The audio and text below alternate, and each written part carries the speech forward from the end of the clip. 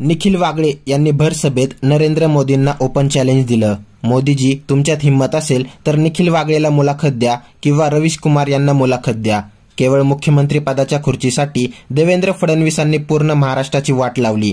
या माणसाला महाराष्ट्राच्या राजकारणातून कायमचा हाकलून द्या, कारण इतका घाणेरडा माणूस मी 2014 नंतर दुसरा बघितला नाही, अशा शब्दात निखिल वागळेंनी संताप व्यक्त केला. काँग्रेस, शरद पवार, उद्धव ठाकरे आणि प्रकाश आंबेडकर यांच्या आघाडीला कोणीही पराभूत करू शकत नाही, म्हणून महाराष्ट्रात निवडणुका बंद आहेत. सत्यवान गोवळकर म्हणतात, मी बीजेपीला 2014 साली मतं दिले नाही, कधीही दिले नाही व कधीही मत देणार नाही. इथे निखिल वागळे उभा आहे. हिंमत असेल तर स्टेजवर या इथे स्टेजवर. बघतो कोणामध्ये हिंमत आहे. डरपोक एक नंबरचे. मी सभ्य भाषेत बोलतो. खरं तर मला आता शिव्या द्यायचे आहेत. मी तुम्हाला सांगतो, या देशाचे खरे दुश्मन जर कोण असतील तर ते नरेंद्र दामोदर दास मोदी आणि अमित शहा हे आहेत, लक्षात घ्या. माझं जाहीर आव्हान आहे नरेंद्र मोदीला, तुमच्यामध्ये हिंमत असेल तर निखिल वागळेला मुलाखत द्या किंवा रवीश कुमारला मुलाखत द्या. अरे पोलीस स्टेशन मध्ये जाऊन यांचा तो गणपत गायकवाड पोलीस स्टेशन मध्ये जाऊन 6 गोळ्या मारतो. कोणाला मारलं माहितीये का? शिंदे गटाच्या अध्यक्षाला मारलं त्याने. हे असेच अंतर्गत बंडाळी होऊन मारणार आहेत. आम्हाला मारायचं विसरा, आधी स्वतःच बघा. काय चाललंय महाराष्ट्रामध्ये. आणि फडणवीस काय भजन करतात का तिकडे, का व्हिडिओ बघतायत गाण्यांचे? ही कोणाचं नाव घेतलेलं नाही, लक्षात ठेवा. तुम्ही असताय का असताय मला माहित नाही. इथे येण्याआधी सकाळी निर्भय बनोच्या व्हॉट्सअप ग्रुपवर एक व्हिडिओ आला भारतीय जनता पक्षाच्या स्थानिक कार्यकर्त्यांचा.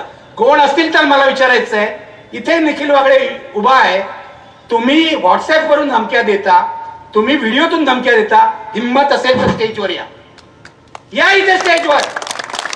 बघतो कोणामध्ये हिंमत आहे. डरपोक एक नंबरचे. मी सभ्य भाषेत बोलतो. खरं तर मला आता शिव्या द्यायचे आहेत. मी तुम्हाला सांगतो, सभ्य भाषेत बोलतो, कारण ते माझं ट्रेनिंग आहे. तो माझा फुले आंबेडकरांचा संस्कार आहे. तुमच्या बापाचं राज्य आहे काय? राज्य आमचं आहे, जनतेचं आहे. राज्य आमच्या बाबासाहेबांनी आम्हाला दिलेलं आहे. आविष्कार स्वातंत्र्याचा अधिकार आम्हाला बाबासाहेबांनी दिलेला आहे. शिक्षणाचा प्रकाश आम्हाला या माणसाने दाखवलेला आहे आणि स्वाभिमान आम्हाला शिवरायांनी शिकवलेला आहे. तुम्ही कुठचे तरी तीनपाट लोक कसले तरी झेंडे घेऊन फिरता आणि देवाच्या नावाने धुडगूस घालता. तुम्ही आम्हाला धमक्या देता आणि आता धमकी दिलेली आहे. विचारा विश्वंभरना की तुम्ही जर बाहेर गेलात आणि तुमच्यावर कोणी हल्ला केला आणि तुमच्या जीवाला धोका निर्माण झाला तर आम्ही जबाबदार नाही, अशी धमकी दिलेली आहे या भाजपच्या लोकांनी. बरोबर आहे. मी यांना सांगतो, आता हिंमत असेल आम्ही इथे जेवणार, जेवून जाणार. रस्ता पण सांगतो तुम्हाला कुठे जाणार ते. हिंमत असेल तर हल्ला करून दाखवा. हिंमत असेल तर हल्ला करून दाखवा. आम्ही अहिंसक माणसं आहोत, पण आमची अहिंसा ही दुबळ्याची अहिंसा नाहीये, लक्षात घ्या. स्वतःचं संरक्षण करण्यासाठी कोणाचे हात रोखायचे आणि कोणाचे हात मोडायचे हेही आम्हाला माहिती आहे. मी बाबासाहेबांचा अनुयायी आहे. मी गांधीजींचा विचार काही बाबतीत मानतो. सत्य अहिंसा यावर माझा विश्वास आहे. त्यामुळे मी माझ्या पोरावरही कधी हात उचललेला नाही. उगाचच्या उगाच कोणावरही हात उचलणार नाही. अहिंसा हे माझं व्रत आहे, धर्म आहे. पण तुम्ही जर आम्हाला वाटेल तसे वागवणार असाल, शिवीगाळ करणार असाल तर एक दिवस तुमचं तोंड कायमचं बंद केल्याशिवाय आम्ही राहणार नाही, एवढंच सांगतो. अरे फुल्ली फुल्ली फुल्ली, खरंच मला राग येतो. मी नाही सभ्य, मी तुम्हाला खरंच सांगतो. त्या भिक्कार चोटाना ना, सॉरी मला माफ करा, बायका आहे तिथे, मी नाही देत शिव्या, पण तरुण मंडळी आहेत, राग आहे मनामध्ये. हा राग या लोकांनी महाराष्ट्राची वाट लावलेली आहे. या लोकांनी 14 साली आले, त्यांनी आश्वासन दिलं होतं विकासाचं. देशाचा विनाश केलेला आहे, लक्षात ठेवा. गेल्या 9 वर्षामध्ये या देशाचे खरे दुश्मन जर कोण असतील तर ते नरेंद्र दामोदर दास मोदी आणि अमित शहा हे आहेत, लक्षात घ्या. या देशाचे खरे दुश्मन. कारण सर्व बाबतीत या देशाचा इंडेक्स खाली गेलेला आहे. आविष्कार स्वातंत्र्याच्या बाबतीत, आरोग्याच्या बाबतीत, आर्थिक प्रगतीच्या बाबतीत, सर्व बाबतीमध्ये निखिल वागळे सत्य कधीही दडपत नाही. सत्यविचरी रामाचा जर वारसदार असेल ना तर आम्ही आहोत, हे लक्षात घ्या. तुमचे खोटं रोज खोटं बोलणारे नरेंद्र मोदी आणि अमित शहा नाही आहेत, खोटारडे एक नंबरचे. मी तुम्हाला खरंच सांगतो, मला काही राग नाही, माझं भाजप नेत्यांशी ना खूप दोस्ती आहे. विनय सहस्त्रबुद्धे, गडकरी तर मला नेहमी म्हणतात तुम्ही आणि कुमार केतकरांबद्दल ना मला आदर आहे. म्हटलं का तुम्हाला का आमच्याबद्दल आदर? एकदा मला जेवायला बोलवलं, गडकरींचं जेवण बेस्ट आहे, श्रीखंड पुरी वगैरे सगळं बेस्ट घरामध्ये. मला एकदा जेवायला बोलवलं, तुम्ही आणि कुमार केतकरांबद्दल मला आदर आहे. तर म्हटलं का तुम्हाला आदर आहे आमच्याबद्दल? कारण तुम्ही तुमची भूमिका कधीही सोडत नाही. हे माझे एकेकाळी भाजपवाल्यांचे संबंध होते. प्रमोद महाजनची माझी दोस्ती होती, गोपीनाथ मुंडेंची माझी दोस्ती होती. आता हे कोण आहेत? हे कोण आहेत? ती माणसं होती, ही म्हणजे माकडापेक्षा वाईट अवस्था आहे. मी तुम्हाला सत्य सांगतो, पूर्वीच्या काळी भाजपमध्ये माणसं होती, आता आहेत विकृत विषारी प्रवृत्ती. खरंच सांगतो तुम्हाला, माझी आणि सर्व पक्षातल्या लोकांची मैत्री आहे. पत्रकार म्हणून ठेवावीच लागते ना. परवा मला एका भाजप नेत्याचा फोन आला राम मंदिर झाल्याच्या दुसऱ्या दिवशी. इनफॅक्ट मीच त्यांना सकाळी फोन केला, तो मिस केला त्यांनी म्हणून फोन केला. माझा जुना मित्र आहे. एकदा प्रमोद महाजननी माझ्यावर डिफेमेशनची केस घातली, तेव्हा त्या केसमध्ये हा ज्युनियर वकील होता. तेव्हापासून तो मला ओळखतो, जुना मित्र आहे माझा. तर मी त्यांना फोन केला, म्हटलं नाव सांगत नाही, माफ करा, मला मित्र आहे आपला, उद्या सुधारेल अशी खात्री आहे मला. मी म्हटलं आता राम मंदिर झालं ना, आता उगाच गोंधळ घालू नका, आता शांत राहा. तुमची इच्छा पूर्ण झाली ना, बहुसंख्य हिंदूंना आनंद झाला ना, मग आता दंगली बिंगली करू नका. ते मीरा रोडला जे चाललंय ते थांबवा, एवढंच सांगायला मी फोन केला. मग गप्पा झाल्या, हे झालं ते झालं, आणि याच्यातला एकही शब्द खोटा नाही. त्यांनी मला सांगितलं, निखिल तुम्ही ना एकदा अमित शहाला भेटलं पाहिजे. मी म्हटलं माझी काय हरकत नाही. मी मनात म्हटलं पत्रकार आहे, कुणालाही भेटू शकतो. दाऊद इब्राहिमला भेटू शकतो, तर अमित शहाला का नाही भेटू शकतो? भेटू शकतो ना. पत्रकाराला कुठेही बंदी असता कामा नये, पत्रकारांनी कोणाला भेटावं. अमित शहा वेगळा माणूस आहे, वेगळा माणूस. आता मला वेगळा माणूस म्हणजे काय मला कळत नाही. आम्हाला जे दिसतं त्यापेक्षा तो वेगळा असेल तर ह्यांना दिव्य दृष्टी असेल. म्हटलं ठीक आहे, मी भेटायला काहीच हरकत नाही. नरेंद्र मोदींना सुद्धा मला भेटायला हरकत नाही, मी पत्रकार आहे. पण नरेंद्र मोदींनी एवढी हिंमत दाखवली पाहिजे की मला मुलाखत द्यायची आणि माझ्या प्रश्नाला उत्तर द्यायचं. माझं जाहीर आव्हान आहे नरेंद्र मोदीला, तुमच्यामध्ये हिंमत असेल तर निखिल वागळेला मुलाखत द्या किंवा रवीश कुमारला मुलाखत द्या. निखिल वागळे जाऊ दे, रवीश कुमारला मुलाखत द्या. पण नरेंद्र मोदी इतके डरपोक आहे की 2014 साली सत्तेवर आल्यावर पहिली गोष्ट त्यांनी काय केली तर अंबानीशी हातमिळवणी करून 3000 कोटी रुपये आमच्या मालकाला देऊन आम्हाला सगळ्यांना नोकरीवरून काढून टाकलं. याचं कारण आम्ही जर राहिलो असतो, मी राजदीप सरदेसाई किंवा इतर लोक, सागरिका घोष आणि इतर लोक, तर आम्ही यांचे वाभाडे काढले असते. 10 वर्ष निखिल वागळे नरेंद्र मोदींमुळे मेनस्ट्रीम मीडियाच्या बाहेर आहे, लक्षात घ्या. 10 वर्ष झाली आज, बरोबर 2014 ते त्याआधी 8 वर्ष आम्ही आयबीएन लोकमत कसं चालवलं तुम्हाला माहिती आहे. कोणाला स्पेअर केलं नाही. अरे हे जे आहेत ना लोक, केशव वगैरे उपाध्ये, यांना मी बनवलंय प्रवक्ता. आता बघा बहुसंख्य चॅनलनी एक आमचा कमलेश सुतार सोडला तर चर्चेचे कार्यक्रमच बंद केले. का केले माहितीये? का केले मी तुम्हाला सांगतो. भारतीय जनता पक्षाने त्यांच्यावर दबाव आणला आणि हे मी तुम्हाला पुराव्यासकट सांगतो. मी आयबीएन लोकमत सोडल्यानंतर मी असं ठरवलं होतं, काळ काय बरा नाही, आता मी कुठे नोकरी करणार नाही. सुदैवाने माझं वय तेव्हा किती वर्षाचं होतं बघा, 10 वर्ष आधी म्हणजे 55 वर्षाचं होतं. त्यामुळे मी म्हटलं आता आपली 5 वर्ष झाली आहेत निवृत्ती, 5 वर्ष राहिलेत निवृत्तीची, मी नोकरी करणार नाही, मी फ्रीलान्सिंग करेन. मग मी मराठी, महाराष्ट्र वन इथे काम करायला लागलो. TV9नी मला बोलवला. त्यांचा CEO हैदराबादहून आला, बघा हैदराबादहून आला तो तिकडचा तेलुगू माणूस, आणि मला त्यांनी सांगितलं आम्ही तुला सगळं स्वातंत्र्य देऊ, तू 9चा कार्यक्रम करायचा. मी कार्यक्रम सुरू केला. शेतकऱ्यांचं आंदोलन होतं. मी नाशिकच्या मार्केट यार्डमध्ये जाऊन लाईव्ह कार्यक्रम केला आणि कार्यक्रमाला प्रचंड प्रतिसाद होता.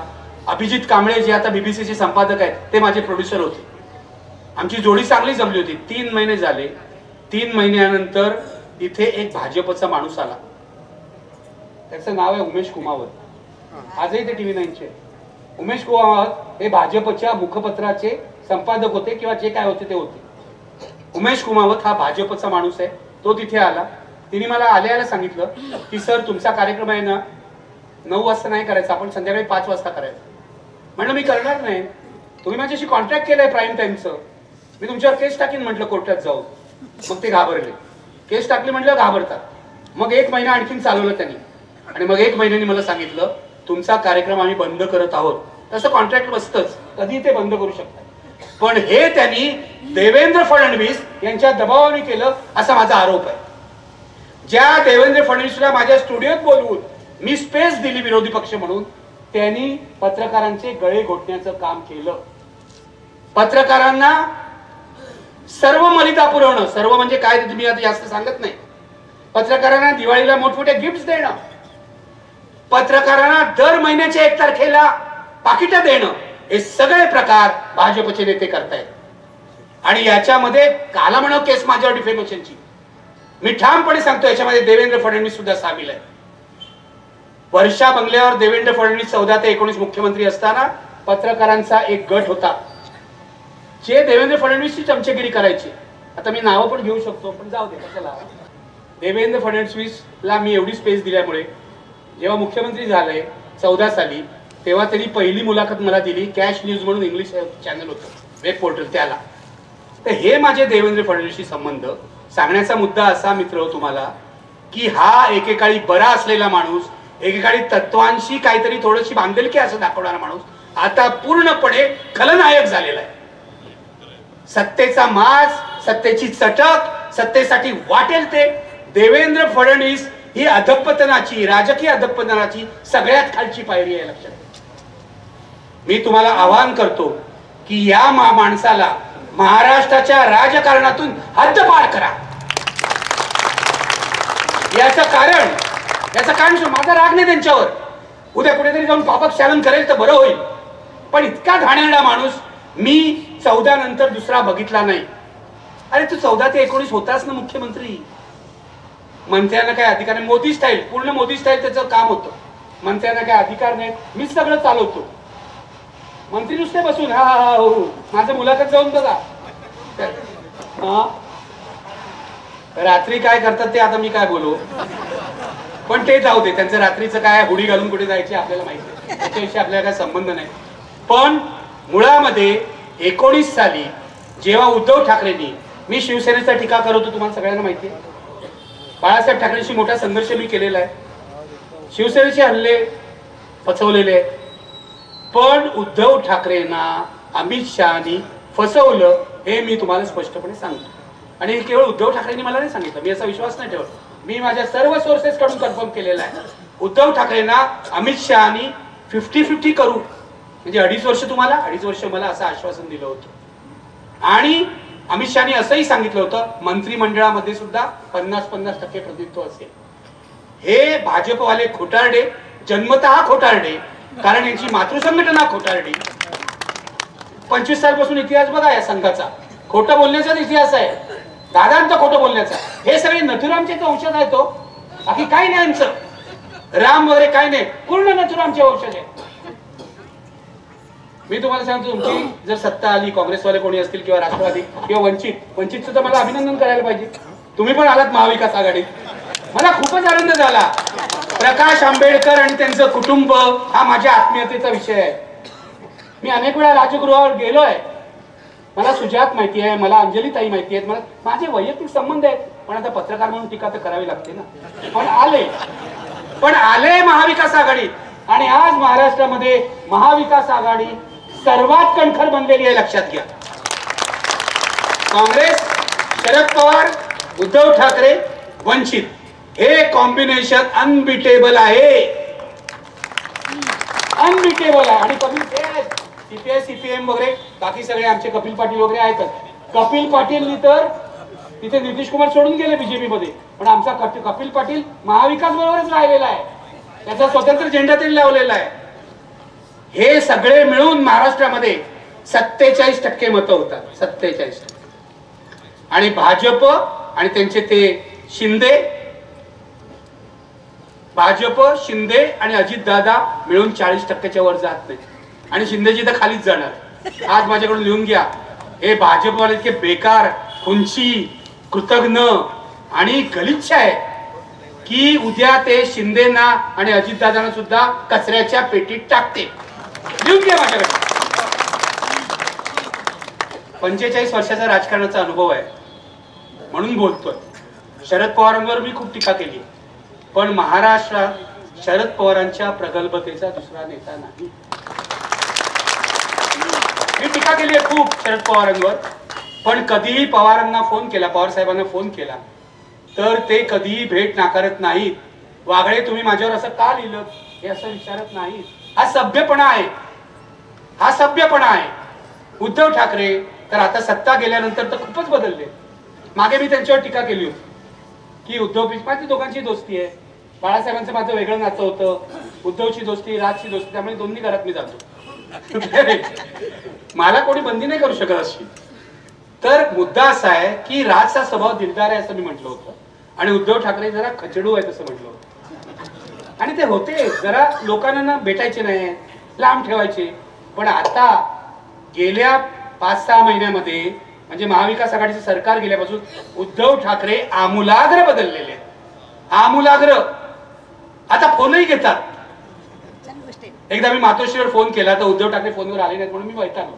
आधीच माझं डोकं थोडंसं तापट आहे. तर मी त्या ऑपरेटरला म्हटलं, हो तुम्ही असे फोन न घेतल्यामुळे सत्ता गेली आहे, तर आता तरी फोन घ्या. तर तो ऑपरेटर काय मला म्हणतो माहितीये, साहेब हे फक्त तुम्हीच त्याला सांगू शकाल, तुम्हीच सांगा. पण उद्धव ठाकरे आमूलाग्र बदललेले आहेत. ते कोणी शिवसैनिक आहेत की नाही मला माहित नाही, पण हा उद्धव ठाकरेंचा नवा जन्म आहे हे लक्षात घ्या. आणि मी उद्धव ठाकरेंचा पूर्ण समर्थन अशासाठी करतो की आज लढाई उद्धव ठाकरे विरुद्ध भाजपशी नाहीये, आज लढाई लोकशाही विरुद्ध हुकुमशाही अशी आहे.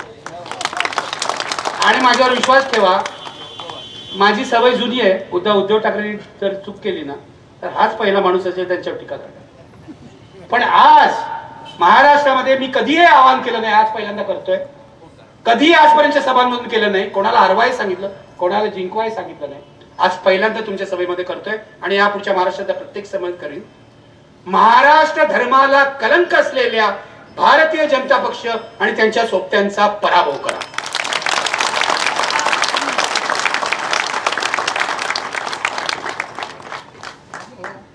महाराष्ट्र मेला तरी राष्ट्र मेले, महाराष्ट्र विना राष्ट्र गाडा कसा चाले. हे कोणाचं आहे माहितीये? सेनापती बापटांचं आहे. महाराष्ट्र मेला तरी राष्ट्र मेले, महाराष्ट्र विना राष्ट्र गाडा कसा चाले. मित्रो, ही लढाई मोदी शहा विरुद्ध बाकी सगळे नाही. ही लढाई मोदी शहा आणि त्यांचे फडणवीसांसारखे गुलाम विरुद्ध महाराष्ट्र ही आहे. या सगळ्या महात्म्यांना साक्षी ठेवून आपल्याला हे ठरवायला पाहिजे की कोणत्याही परिस्थितीत जीव गेला तरी महाराष्ट्र धर्माचं आपण रक्षण करायला पाहिजे. कोणत्याही परिस्थितीत. इथे तरुण मुलांना मी सांगतोय, तुमच्यामध्ये रक्त सळसळत असेल ना तर जागे व्हा. ही भाजपची जी आहेत ना अशी धमक्या देणारी, त्यांचा तर मी खिचगंटीतच ठेवत नाही. पण मी त्यांना आवाहन करतो, तुम्हाला जर तुमची कुटुंब सुरक्षित पाहिजे असतील पुढच्या काळामध्ये, नाहीतर हे ब्रिजभूषण शरण सिंग सारखे लोक तुमच्याच घरात घुसतील, तुमच्याच घरात घुसतील. भाजपमध्ये काय चाललंय तुम्हाला सांगितलं ना, अंगावर काटा येईल आतमध्ये. कळलं का? कोण कोणाचं काय करतोय सांगितलं ना, आणि कोण कोणाचं काय कापायचा प्रयत्न करतोय. आज जास्त बोलत नाही, नाहीतर माझाच काटा काढतील. पण महाराष्ट्राची परंपरा आमच्या आचार्य अत्रेंची आहे. आचार्य अत्रे आम्हाला मार्ग दाखवतायत की तुम्हाला सत्य बोललं पाहिजे आणि त्याच मार्गावरून आम्ही चालतोय. ही लढाई महाराष्ट्र धर्माची लढाई आहे. गुंड प्रवृत्तीच्या 2 गुजरात्यांनी महाराष्ट्र वेठीला धरलेला आहे. गुजराती मराठी असं बोलायला मला आवडत नाही. याचं कारण मी महाराष्ट्रातले गुजराती सुद्धा महाराष्ट्रीयन आहेत असं मानतो. पण या 2 गुंड प्रवृत्तीच्या गुजरात्यांनी महाराष्ट्र वेठीला धरलेला आहे. मुंबई बर्बाद करायचं षडयंत्र त्यांनी केलेलं आहे. आणि मुंबईमधले किती उद्योग, आता शेवटचा म्हणजे तो डायमंड बाजार तर गेला सुरतला, माहितीये तुम्हाला. आता तिथे जाऊन त्यांच्यापुढे इतक्या अडचणी आल्या की डायमंड व्यापारी परत यायला लागले. अरे मुंबईने तुम्हाला आसरा दिला, मुंबईने तुम्हाला रोटी दिली, तुम्ही तिकडे जाऊन ढोकळा खाताय, लाज नाही वाटत तुम्हाला? आम्हाला सांगितलं 370 कलम काढून टाका. माझी हरकत नाही. माझी हरकत अशासाठी नाही की मुळामध्ये ते कलम आहे ना ते अत्यंत मिळमिळीत झालं होतं आणि त्यातल्या अनेक तरतुदी ज्या आहेत त्या काँग्रेस सरकारच्या काळात रद्द करण्यात आल्या होत्या. काढून टाका, माझी काय हरकत नाही. 370 कलम काढलं ना, माझी काय हरकत नाही. त्याचं नाहीतरी ते निरुपयोगी होतं, भावनिक होतं. मुद्दा असा आहे, 370 कलम काढल्यावर काश्मीर मधले व्यवहार सुरळीत होतील, दहशतवाद राहणार नाही असं आश्वासन तुम्ही दिले होतं. मग आता काश्मीरी पंडितांना कोण मारतंय? बघा किती हल्ले झाले. 370 कलम काढल्यानंतर किती हल्ले झाले बघा, काय झालं बघा. मी पुलवामाबद्दल तर बोलतच नाहीये, कारण पुलवामा कोणी केलं या माझ्या मनात संशय आहे. काश्मीरचे राज्यपाल, काश्मीरचे माजी राज्यपाल सत्यपाल मलिक, तुम्ही पेपर वगैरे वाचता ना? हो म्हणा जर जोरात. सत्यपाल मलिकने काय आरोप केला तुम्हाला माहितीये की पुलवामाच्या घटनेमध्ये या जवानांना जायला जर विमानं दिली असती तर हे सगळे जवान वाचले असते. पण मोदी सरकारने, मला असं वाटतं राजनाथ सिंग तेव्हा होते होम मिनिस्टर, त्यांनी ही व्यवस्था केली नाही म्हणून आमचे जवान मारले गेले. जवानांचं रक्त हाताचं लागलंय मोदी आणि या सर्व लोकांच्या. कसलं राष्ट्रप्रेम सांगता तुम्ही? एक नंबरचे देशद्रोही लोक. आम्हाला राष्ट्रप्रेम सांगू नका. आमच्या आई वडिलांनी, आमच्या नातेवाईकांनी लाठ्या खाल्लेले, जेलमध्ये गेलेले. तुम्ही सांगता आम्हाला राष्ट्रप्रेम? तुम्ही जवानांना मारलं. आणि का बोललं जात नाही? कारण या देशातला मीडिया अत्यंत लाचार झालेला आहे. मी तुम्हाला एक गोष्ट सांगतो आणि सत्य आहे, आणि वर्तमानपत्राचं नाव घेऊन सांगतो, उद्या माझं भाषण तर नाही छापणार नाही. लोकमतच्या मालकांनी फरमान काढलं की सत्यपाल मलिकचं एकही स्टेटमेंट छापायचं नाही. आणि तुम्ही चेक करू शकता, लोकमतच्या फायली जाऊन बघा सत्यपाल मलिकचं काय छापलंय. हे लोकमतच्या मालकांनी फरमान काढलं आणि हे मला माझी सूत्र सगळीकडे असतात, ती बरोबर योग्य माहिती देतात. हे जो माणूस 2 टर्म का 3 टर्म काँग्रेसचा खासदार झालाय त्याला लाज नाही वाटत? मला लाज वाटते. लोकमत हा महाराष्ट्राचा सगळ्यात मोठा पेपर आहे असं म्हणायला. तिथे ते सकाळवाले कोण आहेत आपले, काय नाव ते, पवार, अभिजित पवार. बोलू ना का थांबू? अभिजित पवार. आता हे अभिजित पवार, पवारांच्या कुटुंबातले अमुक तमुक, हे जाऊन मोदींना भेटतायत. मोदीने हात लावला काय सोनं बिनं होतं की मला कळत नाही. प्रत्येक मालक, आता हे पुढारी नावाचे चॅनल निघाले, हे माझा असा आरोप आहे हे भाजपच्या सांगण्यावरून काढण्यात आलेलं आहे, भाजपच्या दबावाने काढण्यात आलेलं आहे. आणि इथल्या प्रत्येक चॅनलला आणि पेपरला, पत्रकारांनो तुमच्यावर बोलत नाही, तुमच्या मालकांवर बोलतो.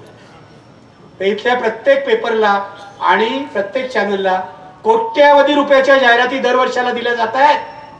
कोट्यावधी रुपये सारले जाते त्यांच्या तोंडामध्ये. कार्यकर्त्यांना विचारा पत्रकारांना पाकिटे द्यावे लागतात की नाही. हे सत्य आहे. पण मोदीजी हुशार तुमच्यापेक्षा. ते म्हणाले पत्रकारांना कशाला पाकिटे द्यायची, मालकालाच देऊ, डायरेक्ट ऑफिशियली जाहिराती देऊ मालकाला. अशा प्रकारे सगळ्या प्रेसचं दमन करण्यात आलेलं आहे, आवाज बंद करण्यात आलेला आहे. रवीश कुमारचं युट्यूबवर आता सगळे प्रेक्षक युट्यूबवर का वाढले तुम्हाला माहितीये? रवीश कुमारचे सबस्क्रायबर 70 लाख झालेले. 10 लाख त्याच्या व्हिडिओला हिट्स मिळतात. इतर अजित अंजुम असतील, आणखीन कोण कोण असतील, त्यांच्याही व्हिडिओला हिट्स मिळतात. नशिबाने अजून मी जिवंत आहे, लोकांना माहिती आहे, त्यामुळे माझ्या यायला मिळतात. पण सांगायचा मुद्दा की लोक टेलिव्हिजन सोडून युट्यूबकडे का वळले, याचं कारण युट्यूब मधून आपल्याला काहीतरी अजून स्वतंत्र आवाज ऐकू येतो असं लोकांना वाटतं. पण तुम्हाला आणखीन एक गोष्ट सांगतो जी तुम्हाला माहिती आहे की नाही मला माहित नाही. रवीश कुमारच्या युट्यूब चॅनलवर जाऊन हा व्हिडिओ बघा. थोड्याच दिवसात मोदीजी एक बिल आणतायत, युट्यूब सेन्सॉर करणार आहेत. या इलेक्शन नंतर सोशल मीडिया सेन्सॉर होईल. म्हणजे आमचे आवाज पोचणार आहेत की नाही मला माहित नाही, पण जर लोकशाही मार्ग तुम्ही बंद केलात आमचा आवाज पोचायचा, तर आम्ही भूमिगत मार्गाने प्रयत्न करू. आणि लागलं बिल लागू झालं, अजून हे नाही झालं, इम्प्लिमेंट झालं, पास झालंय, इम्प्लिमेंट झालं नाही. तुम्ही हा जाऊन व्हिडिओ बघा रवीश कुमारच्या याच्यावर. मी तुम्हाला स्पष्ट सांगतो, जर तुम्ही आमचे आवाज लोकशाही मार्गाने बोलण्याचा आवाज बंद केला तर आम्ही भूमिगतरित्या काही करू. जसं उषा मेहतानी भूमिगत रेडिओ चालवला रेडिओ, भूमिगत रेडिओ स्वातंत्र्य आंदोलनामध्ये. आमच्याकडे खूप उपाय आहे. आणीबाणीमध्ये सुद्धा आम्ही अशा प्रकारची मॅगझिन्स आणि पॅम्पलेट काढलेली आहे जी लोकांमध्ये डिस्ट्रीब्यूट करतो. आम्ही लहान होतो तेव्हा, कॉलेजमध्ये होतो, रुईया कॉलेजमध्ये, एकदा पोस्टर लावत होतो आम्ही दुर्गाबाईंनी पद्मश्री सोडली, पु ल वि स खांडेकर तुम्ही कधी सोडणार? एवढं साधी गोष्ट. कारण दुर्गाबाईंनी पद्मश्री सोडली होती आणीबाणीमध्ये, पु ल आणि यांनी सोडली नव्हती. तर आमच्या पाठी तिकडे टिळक ब्रिजच्या खाली पोलीस लागले. हे पोरांनो काय करतायत म्हटलं, पोस्टर लावतोय. हटा म्हणून. आणि इतके मागे लागले की आम्हाला पळूनच जावं लागलं. पण आणीबाणीमध्ये आम्ही तरुण पोरं असताना काम केलेलं आहे, तेव्हा आम्हाला माहिती आहे आणीबाणी काय असते. आणीबाणीमध्ये आमच्या ओळखींचे वडील आया तुरुंगात होत्या, पण इंदिरा गांधींची आणीबाणी अधिकृत आणीबाणी होती.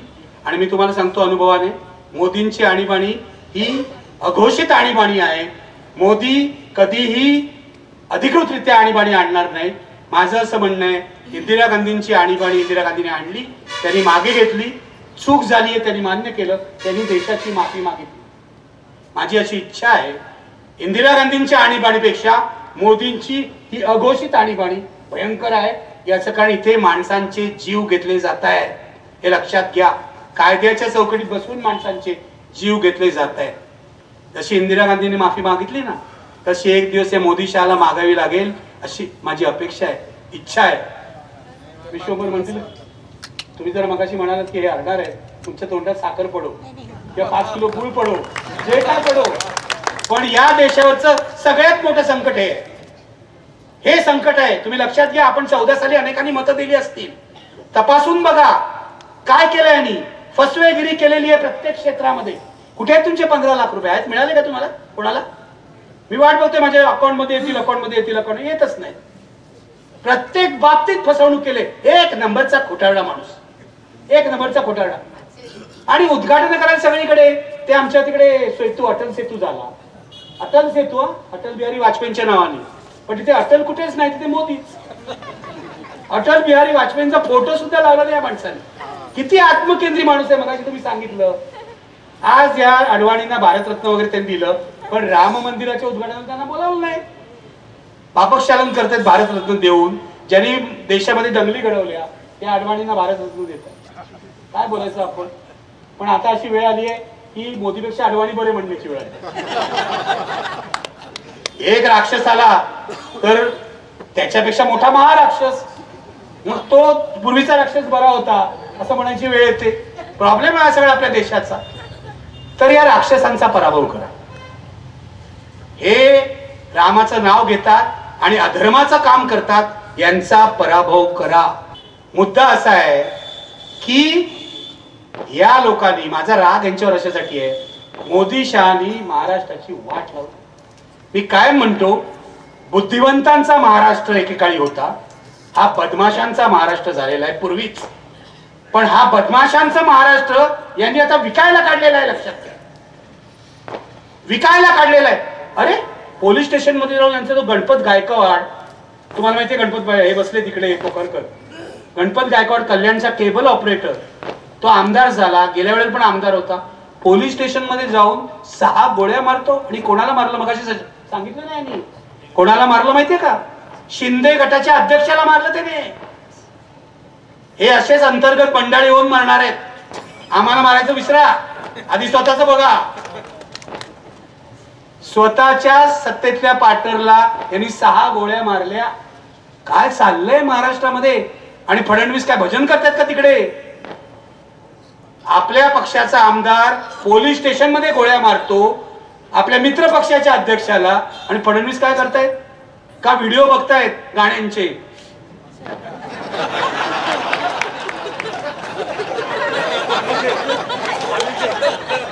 ही कोणाचं नाव घेतलेलं नाही, लक्षात ठेवा.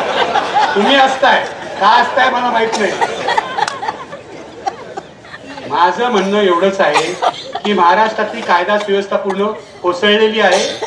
तुम्हाला माहिती आहे, गेल्या 8 महिन्यामध्ये महाराष्ट्रामध्ये 9 जिल्ह्यामध्ये दंगली झालेल्या आहेत, कोल्हापूर सकट. या दंगली पद्धतशीरपणे घडवल्या आहेत. एक टी राजा सिंग नावाचा माणूस आहे, आमदार तेलंगणातला, तो इथे येऊन प्रक्षोभ भाषण करतो. आणि ही 2 राणेची पोरं आहेत ना, नारायण राणेची 2 विकृत पोरं, ती जाऊन 3 आहेत का? हा टिल्लू पिल्लू मी असे बोलत नाही. ते तो सगळा अधिकार मी संजय राऊतांना दिलेला आहे. मी असं बोलत नाही कोणाच्या उंचीवरून वगैरे, मला असं आवडत नाही. पण ती जी विकृत पोरं आहेत, ज्यांनी मला पण खूप त्रास दिलेला आहे, खूप बेदम मारहाण केली होती त्यांनी मला मालवणीला, आपल्या मालवणला, आणि एकदा माझ्यावर केसही घातली. पण हा नितेश राणे एकदाच कोर्टात आला फोटो काढायला. त्यानंतर 2 वर्ष कोर्टातच आला नाही. जजनी विचारलं तक्रारदार कोर्टात नाही, मी ही केस डिसमिस करतो. डिसमिस केली केवळची. अशी माणसं आहे तो. म्हणजे एक वेळ नारायण राणे बरे म्हणायचे पाहिजे. कितीही वेडी मुलं आहे. म्हणजे गेलंय कामातून ते सगळं. नारायण राणेंना मी अनेक कार्यक्रमात बघितलेलं आहे. त्यांना मी प्रश्न विचारतो, ते अभ्यास करून येतात. खूप अभ्यास करून येतात. मी परवाच्या माझ्या मुलाखतीत सांगितलं, खूप अभ्यास करून येतात. त्यांनी इंग्रजीचा शिक्षक नेमला, गणिताचा शिक्षक नेमला, अर्थसंकल्पाचा शिक्षक नेमला, भूगोलाचा शिक्षक नेमला. आता काय, मला अजिबात हसू नका. हरियाणा गँगचा जो मेंबर असतो त्याला शिक्षणाची गरज असते ना, असते की नाही? आणि तो सुधारला तर माझा त्याला पाठिंबा आहे. असं काय करता? एक जर हरियाणा गँगचा मेंबर सुधारत असेल तर आपल्याला प्रॉब्लेम काय आहे? उलट मी कौतुक करतो, नारायण राणे अभ्यास करून येतात. पण माझ्या असं लक्षात आलं नाही, कोंबडी चोर वगैरे ते बाळासाहेबांनीच म्हणावं. योगेश शिंपी म्हणतात, वागळे साहेब, तुमच्या भाषणामुळे जर बीजेपी हारली तर आम्हाला पहिले आनंद होईल, कारण बीजेपी हरण्यामध्ये तुमचा सिंहाचा वाटा राहील. हे आम्ही म्हणजे पूर्ण महाराष्ट्र तुमचा जय जयकार करतील. असेच काम करत राहा साहेब. 2024ला जर भाजप संपली नाही तर महाराष्ट्राचा बिहार होणार हे निश्चित. सिलेंडर महंगा, रोजगार का पता नहीं, पुलवामा की तहकीकात नहीं, एक बार प्रेस कॉन्फरन्स नहीं, बीजेपी हटाओ, मोदी देश की बर्बादी. अशोक सावंत म्हणतात, प्रथम ईव्हीएम भारतातूनच बाहेर फेका, तरच बीजेपी सत्तेतून जाईल व देश लुटण्यापासून व बर्बाद होण्यापासून वाचेल.